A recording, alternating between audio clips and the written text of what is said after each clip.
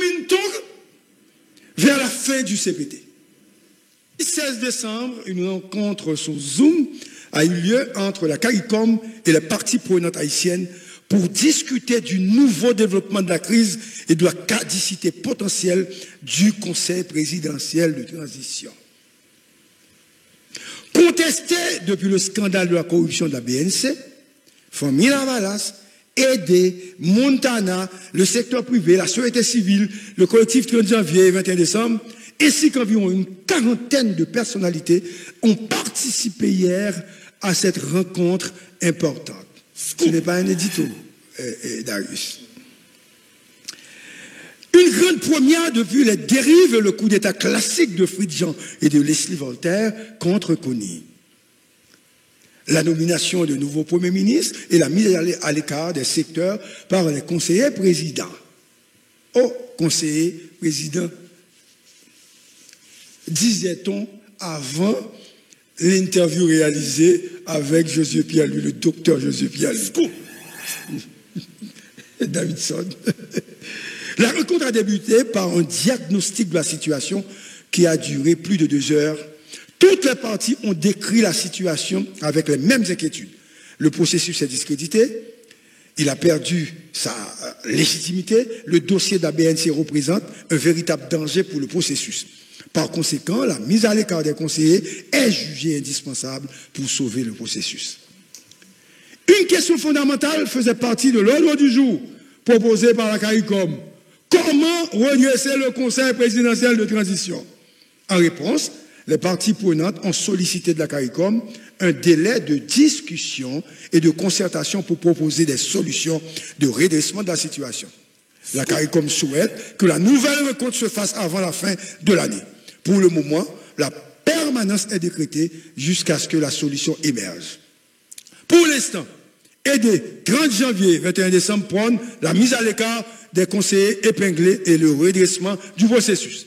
Le secteur privé prône également la mise à l'écart de Gilles Vertiler et Smith. La position la plus dure est celle de Montana qui propose la mise en place de notre conseil présidentiel avec la révocation immédiate de son représentant Fidjan et la nomination d'autres personnalités crédibles et non corrompues. Famille Lavalas n'a pas pipé mot à la réunion. Ah, la politique est dangereuse. Le pouvoir est par nature criminel. Tout pouvoir sans contrôle refoule, dit-on. Les conseillers ont perdu le contrôle du pouvoir. Ils sont devenus fous. Tout pouvoir excessif meurt par son excès même. Le pouvoir est éphémère. Les jours des conseillers sont-ils comptés? C'est la première question que je pose à mon invité. L'homme politique, Claude Joseph. Bonjour Claude. Bonjour GPPC et Manuel, bonjour Dario, c'est tout là, et tout auditrice à internaute qui a côté nous. Bon, Gary, définitivement, et avec résumé ça fait, c'est comme si on était dans Zoom là. Donc c'est un résumé qui reflète objectivement ça qui est discuté dans la rencontre là. Effectivement, majorité secteur qui était là, on dit majorité, pour me pas dire tout, mettez-vous d'accord sur la mise à l'écart des 3 conseillers parce que le scandale BNCA est son véritable entrave à réussir la transition. Majorité, c'est un seul groupe, c'est pas même un secteur. C'est soit capable de un tiers d'un secteur ou bien qui est dans une situation de dissidence par rapport à demande tout secteur qui eux même aveuglement a supporté conseiller qui est impliqué dans le scandale corruption qui m'a demandé 100 millions de gouttes pour qu'un président une banque pendant que on gagne plusieurs milliers de monde qui s'est déplacé interne quand Accra mon yo a fait besoin plus que 6 000 yo pas gain de l'eau yo pas gain manger dans qui de Soboudon tout côté donc mon yo livré à eux même donc pendant que c'est une question de 5 millions de donc si je dis il y a un vent je dis à tout le monde qui est conscient population quoi que conseil présidentiel ça Jean lié là avec trois conseillers, il n'y a aucun côté au capable de transition. Transition, c'est une transition qui vient, une transition partisane. Un secteur besoin faire même sur tout l'État, n'a nommé directeur général, n'a nommé ambassadeur, violer conseil présidentiel de transition, les violer, les continuer à violer l'être et l'esprit accord 3 avril là qui était préconisé, qui était mis en place. On transition non partisane. Donc, c'est ça, et nous toutes mettons d'accord. Et, j'en dis, secteur désormais, il y a un balle là dans le pied, pour proposer au redressement conseil présidentiel de transition. Et dans le redressement, il y a plusieurs barrières à venir, mais ça, tout le monde mettait d'accord, dont le secteur privé, et Montana, tout secteur qui était là, excepté les graines Patissa Mdjoula. Donc, je crois que c'est la mise à l'écart. C'est pas dans la bonne direction, c'est le début de redressement, n'est-ce pas, conseil présidentiel de transition. Et grand peu de monde captant de la PM Claude Joseph qui t'a aimé connaître qui groupe ça qui continue à faire solidarité avec toi monsieur Sayo. Bon, moi je peux permettre que moi pas et rentrer dans aucune polémique avec aucun secteur parce que l'esprit entente là il doit être animé non pour la réussite de la transition, l'esprit entente de convivialité, mais évidemment je dis, les gagnants, un groupe qui gagne une insensibilité par rapport à problème masse peuple là, avec situation mondiale dans le pays. Donc, faut que nous parler de lui et même dénoncer. Docteur Claude Joseph, c'est Davidson. En fait, question pas moyen, c'est quelles seraient les éventuelles solutions et nous-mêmes, bon côté pas nous, pour nous redresser transition. Bon, attendez, non, Davidson. Quelles seraient les éventuelles solutions ou se parler de redressement de transition, d'après vous-même, qui est éventuelle solution? Bon, les solutions, c'est commencer par la mise à l'écart de trois côtés qui inculpent, parce qu'ils ont tombé sous le coup de l'article 2 du décret qui crée le Conseil présidentiel de transition, parce qu'il a fait obstruction à la justice. Il va le présenter devant le juge d'instruction qui convoqué, parce qu'il y a un mandat de comparution, il a fait obstruction, le chaque décidé pas aller. Et donc, c'est un véritable problème dans le jeudi. Et deuxièmement, c'est redresser cette situation. Il y a un gouvernement d'union nationale, d'union nationale, qui gagne la représentation des forces politiques, qui pour conduit une transition non partisane. Donc, parce que ça est fondamental, parce qu'on n'est pas capable de gagner un gouvernement d'union nationale. Il faut besoin, ce que je dis à ce là, c'est véritablement un gouvernement qui est très partisan, avec forte concentration, bien représentation, je dirais, de un secteur ou deux. Donc, ça, c'est pas combat que nous avons mené, c'est pas bataille ça que nous avons mené. Donc, faut nous passer par là. Maintenant, il y a des gens, nous passer à juste titre, qui m'ont dit pour la démission, ou bien la recomposition, du conseil, présidentiel, bien là, il n'est pas marché.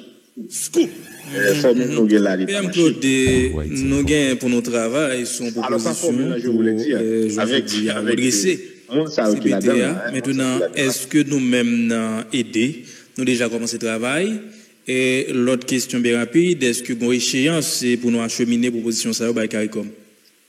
Bon, ça qui est certain, depuis hier soir, et quelques secteurs commencent à parler une à l'autre, même j'ai noté faire, et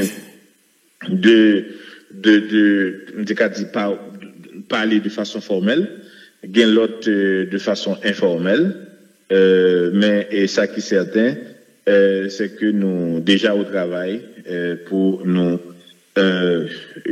faire une proposition de redressement de la situation, de redressement bien sûr du Conseil présidentiel de transition, parce que ça nous est là, avec cupidité qui, est capable de dire, qui caractérisait, cupidité qui caractérisait le conseil là, volonté de même mise soit par l'État pour organiser l'élection, corruption, un conseil qui discrédité, donc c'est un bail qui méritait un véritable passe-main, on reboisser pour permettre que la transition réussisse. N'a pas trois mounio aller et puis reste n'a pas et puis nous même dans le secteur n'a pas nommé mounio. Bon, moi pense que je dis si des secteurs conscients de situation et de problèmes pays a, je pas croire que son dynamique de remplacer va aller remplacer.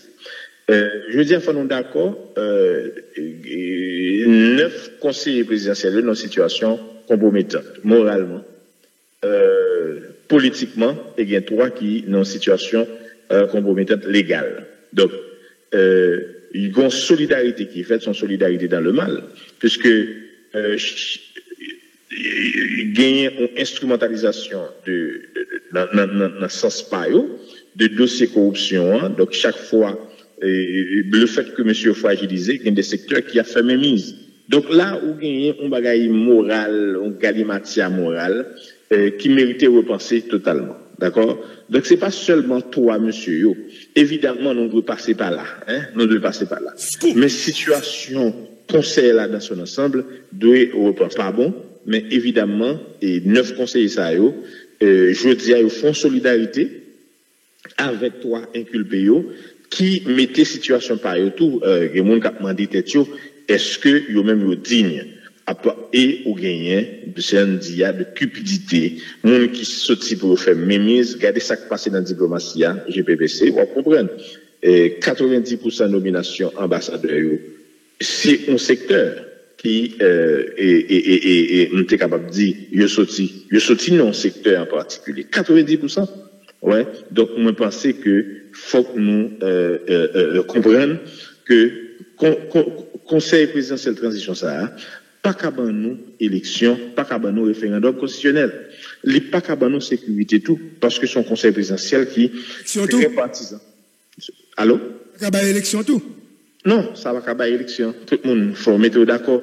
Parce que qui est-ce qui peut le faire conseil présidentiel de confiance pour le bal élection, alors que il a commencé là, dans la diplomatie, où est toute nomination qui est faite pour ambassadeur, c'est dans le secteur sorti.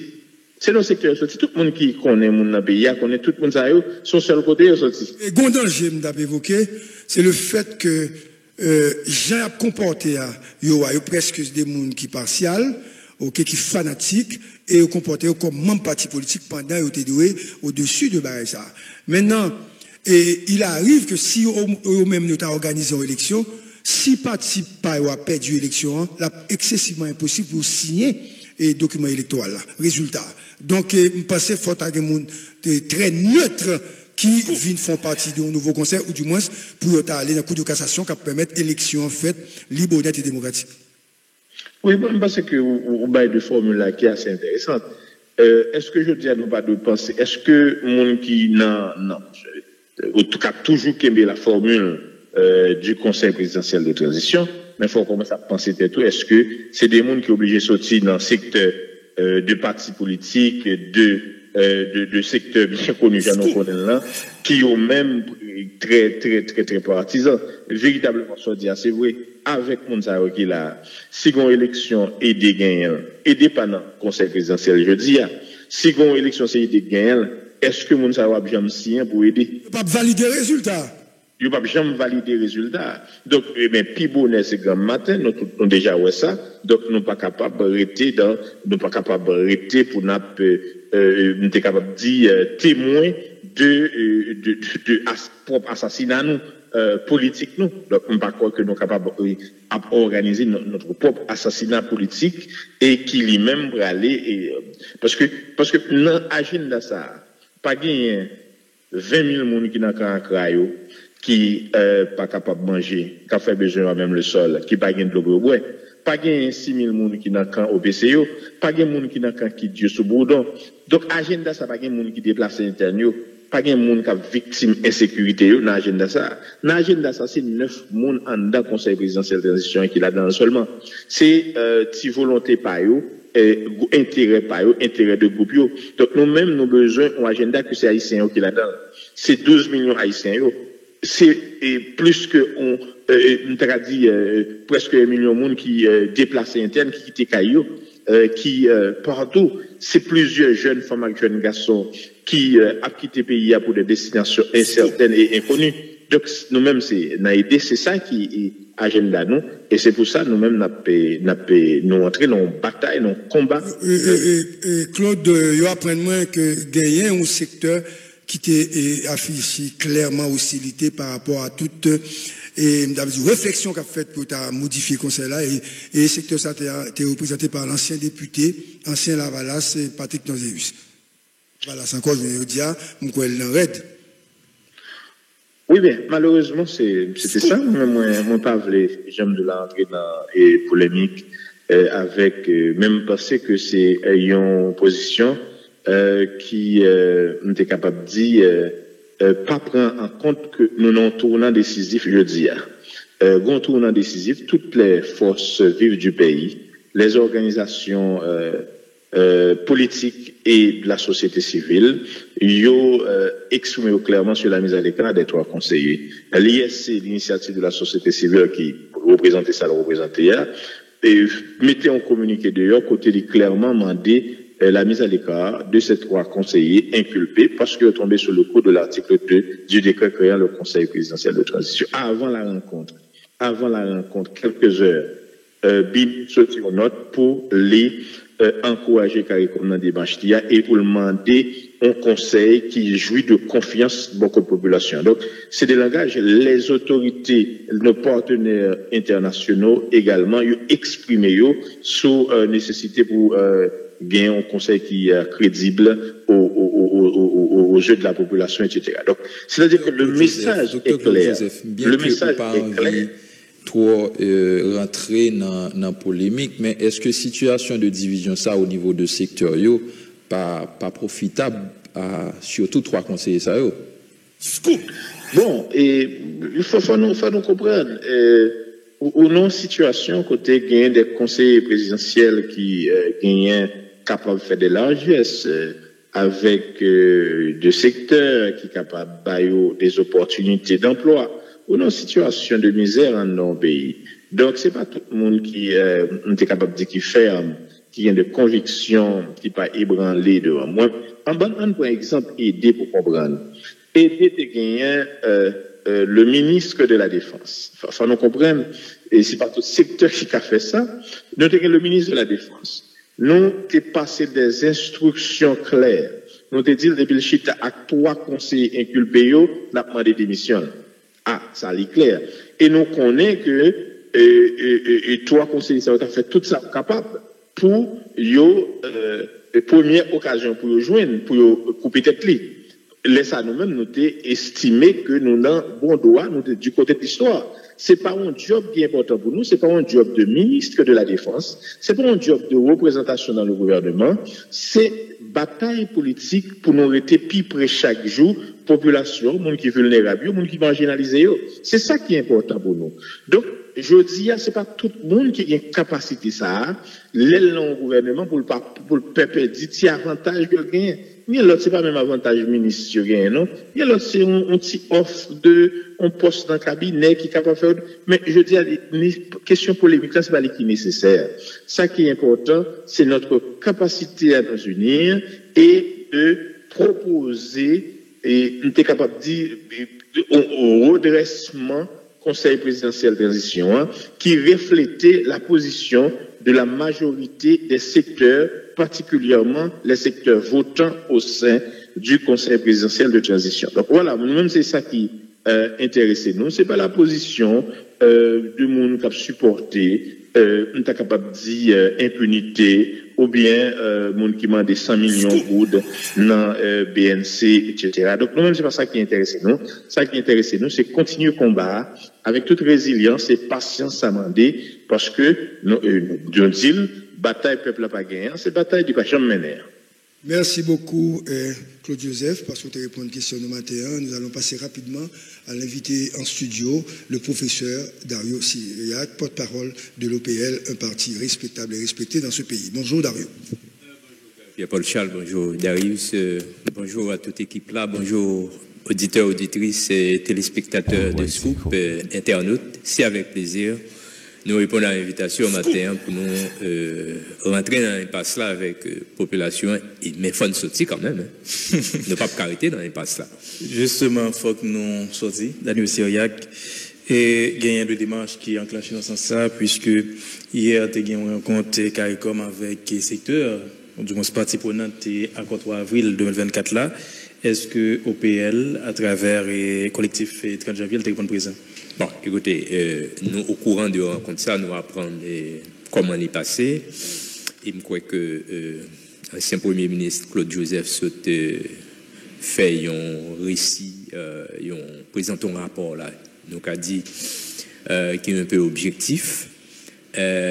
Mais nous-mêmes, rencontre ça que tu fait hier avec CARICOM, non, c'est pas l'équipe préoccupation, nous, et dans le dernier temps, ça. Et nous-mêmes, croyons que, une sorte de, ça nous est capable de dire, faut que nous fassions effort, pour ne pas, chercher, forcer trop porte qu'il ouvrit déjà. Et support international là qui était exprimé à travers CARICOM pour nous faire consensus 11 mars là, accord 3 avril là, nous pensons que l'été doit être suffisant pour nous, haïtiens. D'accord? Nous finissons faire ça avec aide internationale et puis nous gérer nous-mêmes, nous consolider. Donc, on ne pas comprendre, nous, nos PL, je veux dire, sincèrement, nous pas qui nécessité qui gagne pour aller recourir à CARICOM là encore. Parce que, une question de conseil présidentiel qui en difficulté avec 3 membres qui impliquaient dans le dossier de corruption, donc rapport ULCCA, lui-même, les tranchants sur question, et dossier à la justice. Il y a un juge d'instruction qui a instruit affaire là, qui invité, qui même décerné de mandat d'amener contre ces 3 conseillers présidents. Dans la pratique politique, nous toujours utilisé proverbe qui dit la femme de César ne doit pas être soupçonnée. Or, les conseillers présidents de César, c'est pas même la femme de César. Si la femme de César pas rien doit soupçonner, c'est pas César lui-même qui peut vivre avec soupçon sous lui, donc soupçon qui rend mon yo de méplais. D'accord?